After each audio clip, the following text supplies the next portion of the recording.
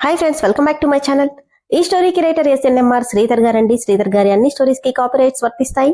ఆయన పర్మిషన్ లేకుండా యూట్యూబ్ లోనే కాదు మరే ఇతర సోషల్ మీడియా నెట్వర్క్ లో కూడా ఆయన స్టోరీస్ ని అప్లోడ్ చేయడానికి వీల్లేదు. దయచేసి అలా చేయకండి ఫ్రెండ్స్. అలా చేస్తే లీగల్ గా చాలా ప్రాబ్లమ్స్ ఫేస్ చేయాల్సి వస్తుంది.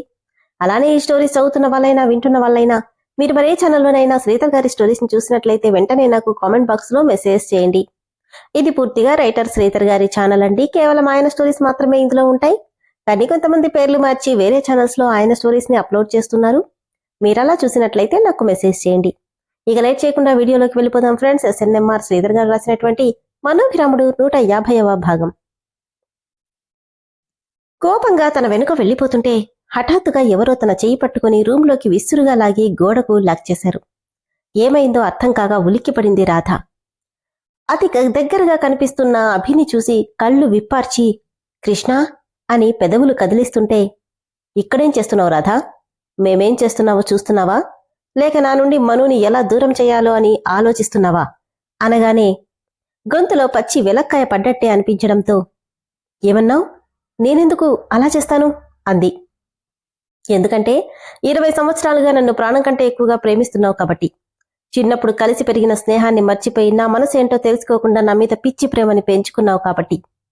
నా మనసులో నీ మీద ఎంత ఉన్నతమైన స్థానం ఇచ్చానో అది అర్థం చేసుకోకుండా నేనే కావాలి, నన్నే పెళ్లి చేసుకోవాలంటూ అర్థం లేని ఆశలను పెంచుకుంటున్నావు కాబట్టి అని అభిరామ్ సీరియస్ టోన్తో చెప్తుంటే, తన గురించి కృష్ణకు తెలిసిపోయినందుకు బాధ లేదు, భయం అంతకన్నా లేదు రాధకి.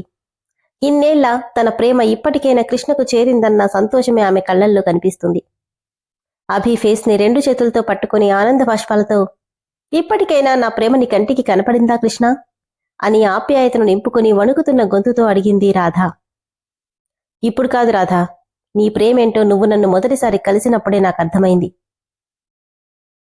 కానీ నన్ను పూర్తిగా అర్థం చేసుకున్న నా ఇష్టసఖి నా మనసు మాత్రం తెలుసుకోలేకపోయింది అని బాధగా ఉంది. నాకే తెలియకుండా నీ మనసులో ఆశలు నింపిన నా మీద నాకే అసహ్యంగా ఉంది అని అన్నాడు అభిరామ్ కన్నీళ్లతో. అలా అనకు కృష్ణ, నిన్ను నువ్వు ఎప్పుడూ నిందించుకోకు. నా కృష్ణుడు ఎప్పుడూ ఆకాశమంత ఎత్తులోనే ఉండాలి. ఇలా బాధపడుతూ ఉంటే ఈ రాధ చూడలేదు. ఆ మాటకి అభిరామ్ కళ్లల్లో సన్నటి తడి చేరుతుంటే, ఎందుకిలా చేస్తున్నావు? అసలు నువ్వు నా రాధవేనా? నా రాధ ఎప్పుడూ ఒక సంతోషాన్ని కోరుకుంటుంది. మరి నా సంతోషం ఎక్కడ ఉందో నీకు అర్థం కావట్లేదా అని అడిగితే, ఆ సంతోషానికి మించి 1000 రెట్ల సంతోషాన్ని నీకు నేనిస్తాను కృష్ణ. ఆ సంతోషానికి మించి 1000 రెట్ల సంతోషాన్ని నీకు నేనిస్తాను కృష్ణ. నా కృష్ణ నా దగ్గరుంటే మాత్రమే సంతోషంగా ఉండగలడు అని రాధ అంటే, నీ దగ్గర సంతోషంగా ఉండగలనేమో కానీ ప్రేమగా మాత్రం ఉండలేను రాధా. నా ప్రేమ ఎప్పటికీ మనుకి మాత్రమే సొంతం. ఈ రాధ ఎప్పుడూ నా గుండెల్లో ఉంటుంది. అది ప్రేమకు మించిన భావం. దాన్ని మాటలతో చెప్పలేను. ఇలాంటి ఆలోచనలు పెట్టుకోకు. నీ ప్రేమ చెందాల్సింది నీ మెళ్ళో 3 ముళ్ళు వేసే నీ భర్తకి అంటే, గట్టిగా కృష్ణ అని ఏడుస్తూ, పొరపాటున కూడా ఆ మాట అనకు కృష్ణ. నా ఊహల్లోనే కాదు, నా ప్రపంచమంతా నువ్వు మాత్రమే ఉంటావు. స్నేహితుడివైనా, భర్తవైనా, ప్రేమికుడివైనా అది కేవలం నువ్వు మాత్రమే అని ముఖమంతా తడుముతూ చెప్తుంటే అసహనంగా, రాధా, నేను చెప్పింది నీకు అర్థం కావట్లేదు. అసలు నువ్వు 20 ఏళ్లుగా కనిపించని నా మీద ఎలా ప్రేమ పెంచుకున్నావు? కనీసం నాకు పెళ్ళయిందన్న తర్వాతైనా నీ ఆలోచనలో మార్పెందుకు రావట్లేదు?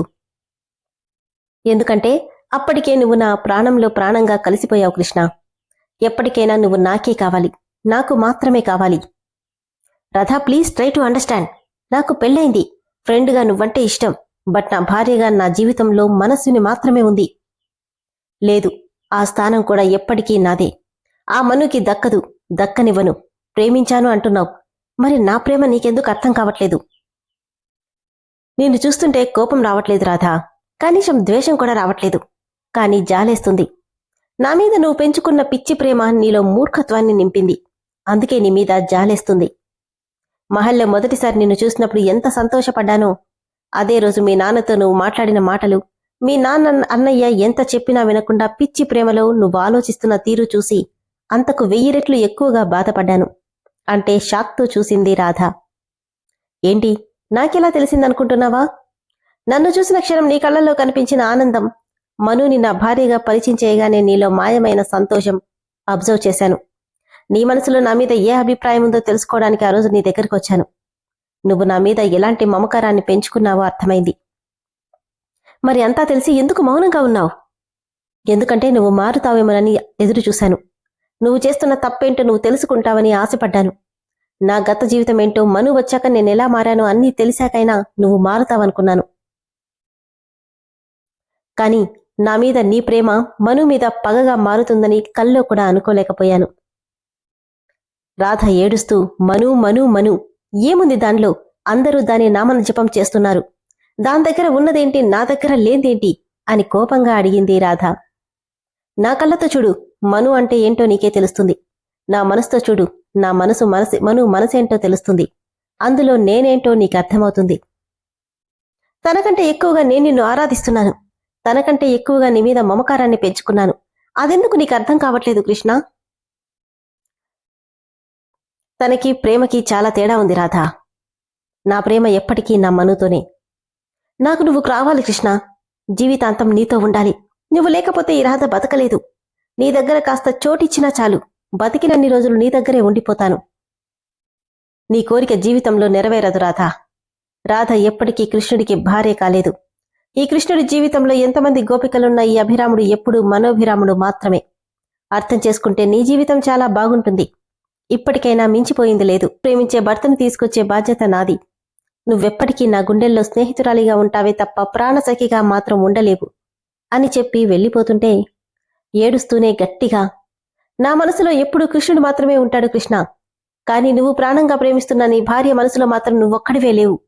పెళ్లికి ముందే తను ఇంకొకరిని ప్రేమించి ఆ తర్వాతే నిన్ను పెళ్లి చేసుకుంది. ఇప్పుడు నిన్ను ప్రేమిస్తున్నాను అంటుంది. ఇందులో ఎవరి ప్రేమ గొప్పది? చిన్నప్పటి నుండి నిన్ను తప్ప మరొకరిని కల్లో కూడా ఊహించని నా ప్రేమ, లేక పెళ్లికి ముందే మరొకరిని ప్రేమించిన నీ భార్య ప్రేమ, ఏది గొప్పది అని రాధ గట్టిగా అడుగుతుంటే నడుస్తున్న అభి అడుగులు ఆగిపోయాయి. చెప్పు, ఇంకా నా భార్య నా ప్రాణం అంటావా అని రాధ గట్టిగా అడుగుతుంటే వెనక్కి తిరిగి చాలా కూల్గా, ఖచ్చితంగా అంటాను.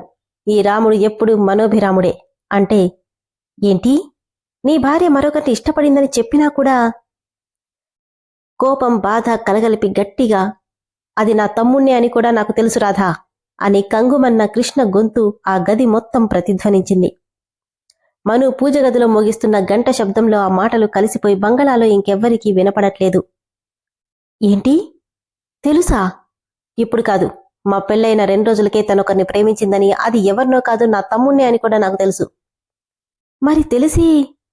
చూడు రాధా, ప్రేమించినంత మాత్రాన తప్పైపోదు.